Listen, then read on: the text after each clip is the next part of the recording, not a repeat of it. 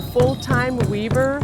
I weave out of my home out at Table Mesa. I'm also a grandmother and a rancher.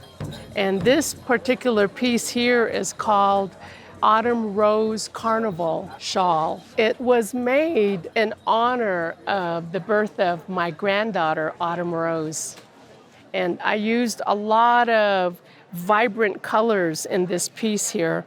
Some beautiful oranges, and then like an avocado green, the different shades of turquoise, the yellow also, and then some soft tones also to create like a festive mood, a celebratory mood.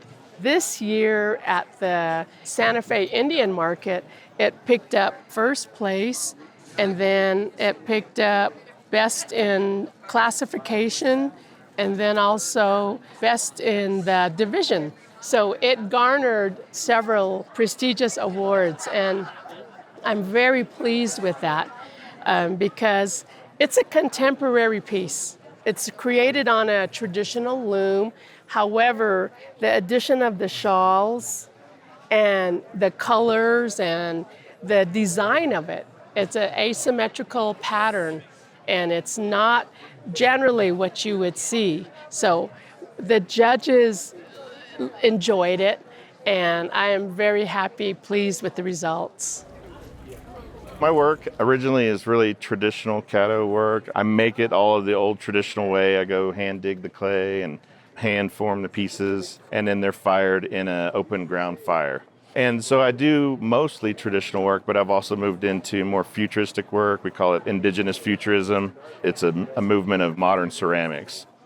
Not many people are familiar with caddo pottery, and it's a more southeastern tribe, and we have a very Mesoamerican and South American influence in our work. So we have a lot of tripod pieces. Caddo are also well known for doing effigy pieces of animals like bears and fish. But then I also do indigenous futurism work, which is more about showing that Native people in our art are still here, current, and our work is still contemporary and meaningful. And futurism and sci-fi are a way to like show that we grew up with this kind of culture well. So all the science fiction and stuff that we've grown up is also Native culture. We had a tradition of sky people coming and visit us, well before colonists were here. But it's supposed to be fun and playful, not, serious and scary. So the sky person's visiting and we're taking pictures with them and, or fishing off of their ship. So it's just a way of normalizing what we've always recognized. It's not something new to science fiction, really. So this is an alien in the middle. Yeah. They're taking a selfie. Taking a selfie on top of his UFO. And then the design that's carved into the UFO is very traditional caddo designs. Yeah. And this place, what is First it? place for contemporary pottery. Yeah. Nice. Yeah. Exciting. I've been doing this work for about 13, 14 years. So, yeah. So I've been producing artwork for the past 9 years, and these artwork have been emphasized on a variety of Alaskan Native materials. It's like sealskin, calfskin, and most of my work is emphasized in the Inupiaq culture, such as like the Inupiaq colors and Inupiaq numbers. Inupiaq colors such as red, blue, black, and white. But yeah. And describe this piece to me. This is so beautiful. Your bag. This was one of the pieces that I really wanted to enter part of the SWAIA art show this year. This is my first SWAIA art market. I wanted to create something that was unique and special and one of a kind. All the pieces that are attached to it was pieces that I created back in 2019, and they were just in my tote stored away. I am self-taught. I was inspired by the Ghhúunayúkata Nelson Island region out in Ghhúunayúkata. They hold a ceremony each year, and it's called Ghhúunayúkata Messenger Feast, and during that year, neighboring villages in that region tend to host dances starting from the evening until midnight.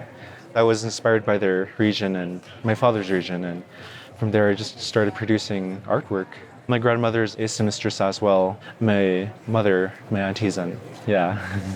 This was one of the more of a contemporary style of biluguk, since I used variety of different materials compared to any other biluguks out there. These would be for women's back home.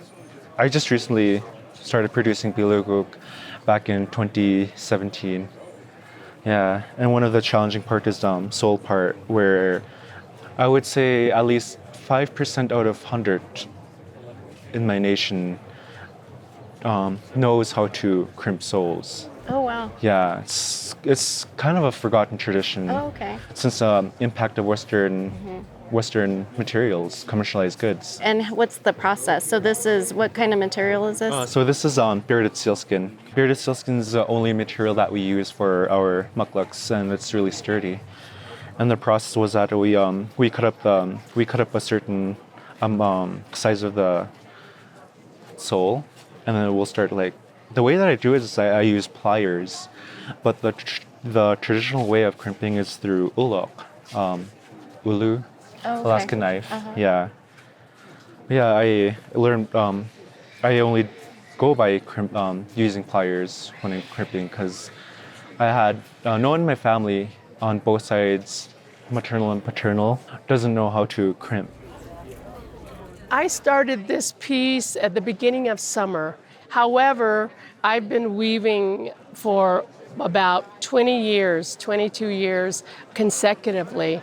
This is my main work, and this is how I make a living out on the Navajo. And is weaving through your family generations? Oh, yes.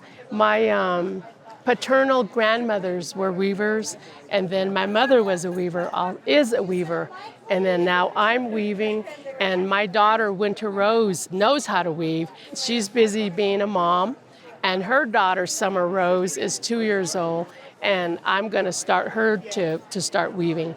And of course, Autumn Rose is also next in line to start weaving as well. Once she starts, being able to use her hands. My other granddaughter, Summer, is always wanting to sit on my lap, hold the weaving tools. So possibly next year she might have a weaving, at 3 years old here. And what are you hopeful about this year? I think my goal at every show, especially in the Southwest, is just to educate people about the Southeastern cultures, and that is very different, that a lot of people are not used to. So I think it's a lot about education. Yeah. And what's the Mesoamerican influence with the Caddo? So initially, like, the design is the first thing like the designs that are carved. But the other thing is our tripod pieces. There's a lot of that in Mesoamerica. But I don't have many pieces here representative of that this time. We have pieces that are called stirrup pots, where the pot actually goes in a circle around and has a spout out the top. That's very Peruvian. And pieces that have animals that have spouts. So, this is a Mesoamerican influenced piece. So, most definitely. So. And it's because there was some interaction a long time ago? There was. Okay. We have a trail called, I can't remember, it's like the Camino de Real de los Tejas, and it goes straight down from Texas all the way down into Mexico. So, our trade network went all the way down into South America. So every time when I create my art, I always tend to tell stories in my head about my ancestors, like of what they used to do and like how they used to do it, what the significance was behind it. So every time when I'm like sewing, I'll like get lost in stories and just sewing for like hours and hours until I'm like finished with it. It's like one of the most special parts of me in my sewing journey. It's just to decolonize my mind and like retake what was once lost.